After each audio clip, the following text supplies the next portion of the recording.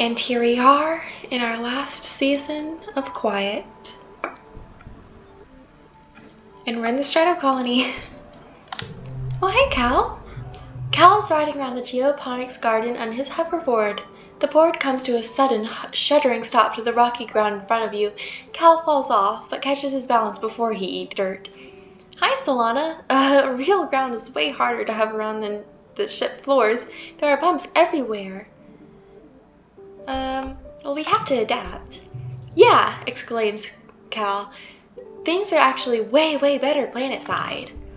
Hovering outside is rad. Look at this. He runs over the small depression in a nearby hill and presents it like it's something amazing. Look at this. It's a skate bowl. Cool. Sure, but please be careful. Mom says if I break my hoverboard, we can't make another one. You take turns riding around the bowl, trying to get up enough speed to go down one side and come back up the other. You don't land any tricks. It's hard just staying on the board with this uneven ground, but it's still fun.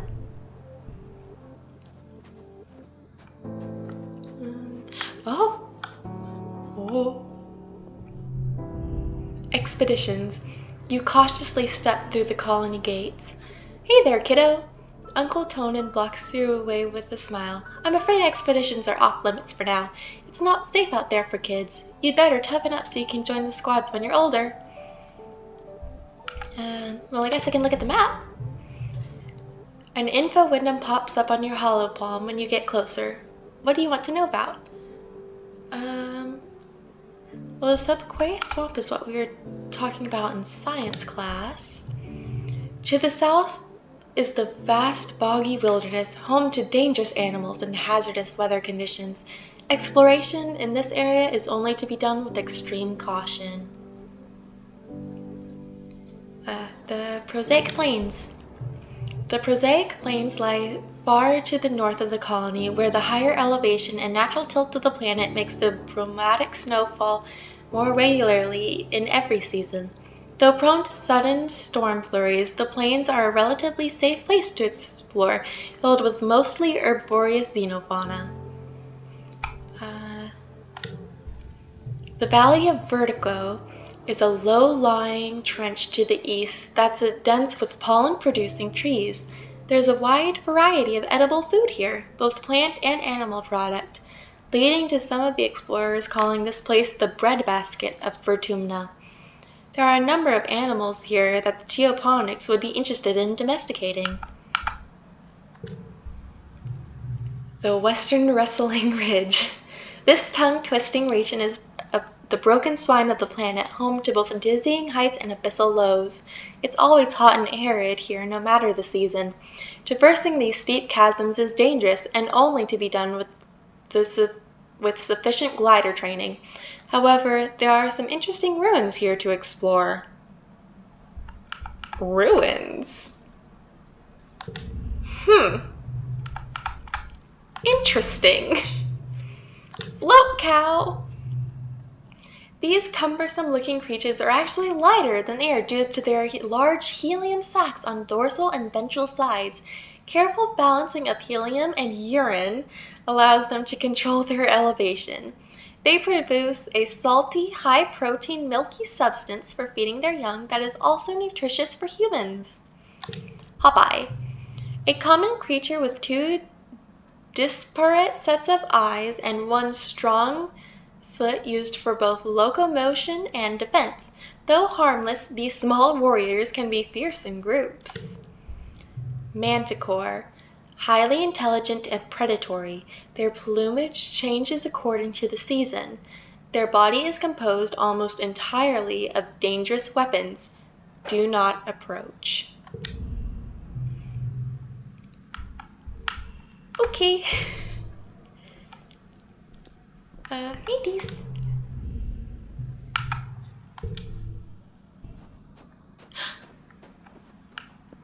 Tangent. Anemone holds her stomach as you approach. Does the air here make you feel hungry all the time, or is it just me? She wonders. I feel like I could eat a whole, the mushroom tree. It's just omph. She mimes shoving a whole giant mushroom in her mouth. Oh hey, it looks like Tangent has something to say. Tangent is hunched over her pillow from frowning as poking angrily at the air. She speaks without looking up at you. Professor Howell wants us to prep a list of native flora with pictures. There should be a catalog on the colony holonet, but I can't find it anywhere. Let's make our own list. Tangent is dubious but agrees to try your idea. The two of you run around the colony yard taking pictures of all the different Vertumna plants you can find, making up fake sciencey sounding names for them like Wonkius shrubbius and Purplius aggressium. After an hour, you've categorized 51 different species. Tang doesn't think it's a very complete list or a very scientific method, but she figures you must have learned something.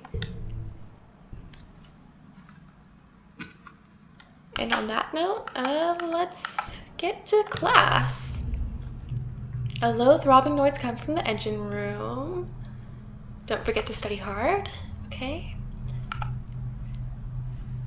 So, life sciences is kind of what we've been doing. You are paired with Cal for a simple lab assignment where you have to mix two reagents and heat them over a little flame. The solution is supposed to turn blue, but yours explodes and makes a huge mess. Cal grabs a dustpan and helps you clean it up. Okay, so 1,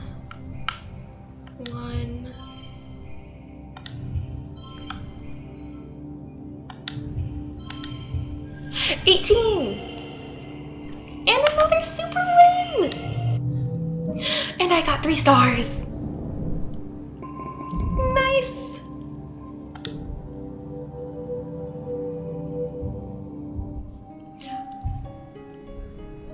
Oh!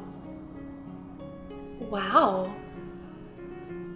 It is now early pollen. Okay. Wow. It's so pretty. Oh! Tammy's over here she went and explored further. Tammy's dad is the head of expeditions, which means he's out surveying the jungle every day.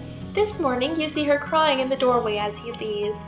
I don't like it when he goes out there, she sniffs as he has gone. But he is so brave, and so are you. That's why I like you, Solana. You start simple. You give Tammy an enormous hug, sharing the love. Tammy gets lots of hugs, but you make this one feel special. She hugs you back, wriggling back and forth happily. She's surprisingly strong.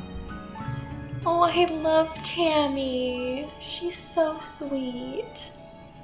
Thanks, Solana, she says breathlessly as you squeeze the wind out of her a little. I really, really needed that. Oh, before you go, she adds, and produces a box with a slice of cake in it from the folds of her skirt. Do you want this cake? They're so fun to make, but I need someone to help me eat them. I'll make you another on your birthday if you like. We can trade hugs for cakes again. Oh, I need a break soon. I'll say hi to Cal. The suns, they're so warm. Cal lifts his face to the sky, his eyes closed. Well, the blue one is just kinda warm, he continues, but the yellow one is like a heater in the sky. The grow lights on the strata were bright, but never hot like this. It's so nice. Ah, I need to learn more biology, especially now that it's spring. Oh, hey, it's our parents. Ooh. I could help him with lassoing a float cow. Ah, that seems like so much fun. Ah, there sure is a lot out there.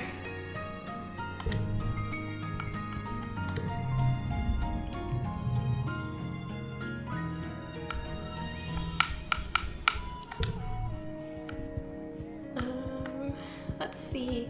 Oh, it's Tammy's dad again. It's Dees.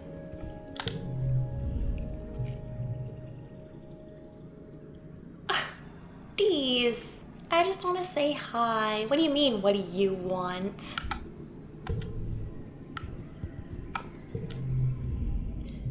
Hi, Solana. She huffs, catching her breath. She grins.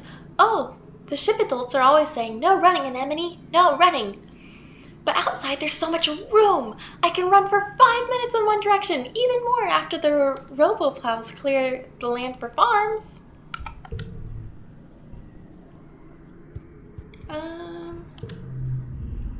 Sorry, I can't talk right now, Tangent says, brushing you off. I'm working on my science fair project. We're going to show them off during the Vertumna festival, which will be held in dust. I have very little time. Please leave me alone. Okay, then. I think maybe this week this month I want to study humanities. Welcome, Solana. Professor Howell greets you. I hope you're all warmed up and ready to study the glorious humanities, history, literature, language, media, and philosophy. And yes, if you're lucky, we'll have a little ancient earth poetry too. He seems excited about the last bit. By the way, if anyone is interested in taking engineering classes, please register through Congruence's scheduling system when you have the chance. She'll be helping me teach them. Oh, cool. Okay, so 0.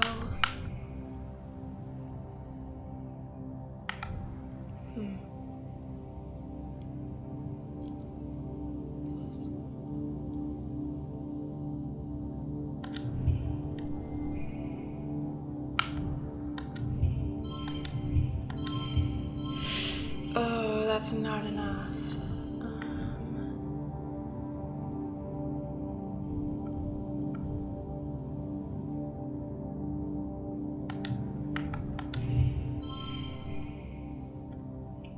Still only 13. 14. Okay.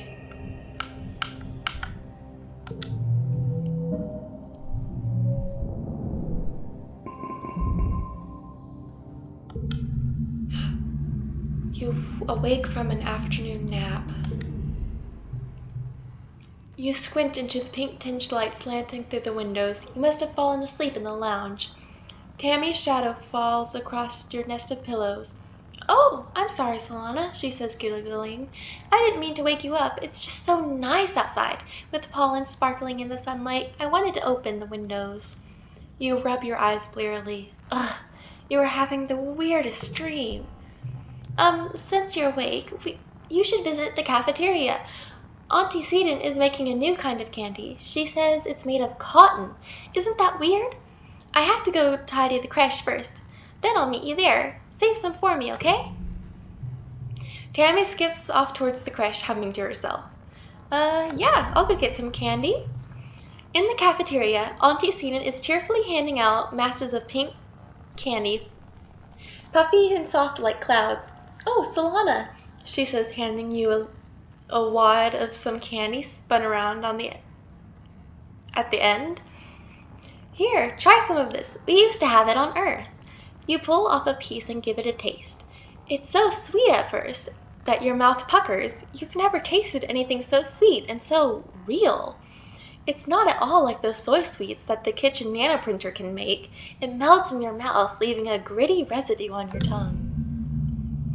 You wait until everyone is gone, but Tammy never shows up. You look down at the cotton candy in your hands. It's wilted a little from the humidity, but it's kind of like her hair, you think. Pale, pink, and so soft. You keep some to give to her later. I hope she's okay. She seemed really excited about the cotton candy. Oh no. Why does Dad look like that? You're relaxing in your family's quarters after dinner. Your mom had to run off to some kind of council business, so you and your dad are playing a hologame together. When you're just about ready to head off to bed, your mom returns.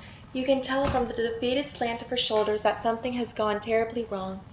Your dad starts to ask her what's happened, but she waves him away and approaches you. She sits down and takes your hand, holding it between her two strong, dirt-greased ones. Solana, I'm so sorry to have to tell you this. She starts. Her mouth quivers as she swallows, working on her next words. There was an accident this afternoon in the creche. Your friend Tammy has died.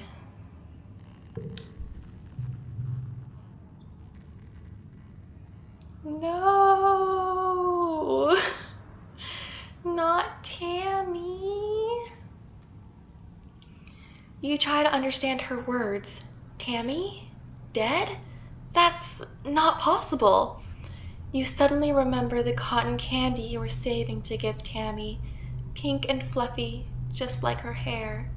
You put your hand in your pocket to get it, but what comes out is a sticky, dark red lump of hard goo. You stare at it, your mind blank.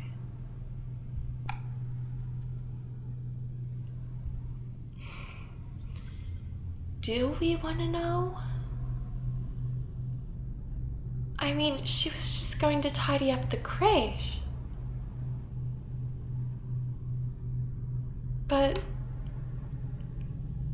we're so tired. We'd probably just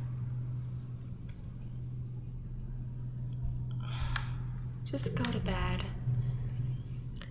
You aren't used to dealing with death, and you don't know what you're supposed to say or do. You sort of mumble, okay, then get changed and crawl into bed, a full hour before your bedtime. You try to fall asleep, but you toss and turn for hours. You hear your parents whispering when they come back to bed, thinking you're asleep. You hear the words creche and electric shock. You eventually drift off to fitful dreams of that small, sticky, red lump of cotton candy.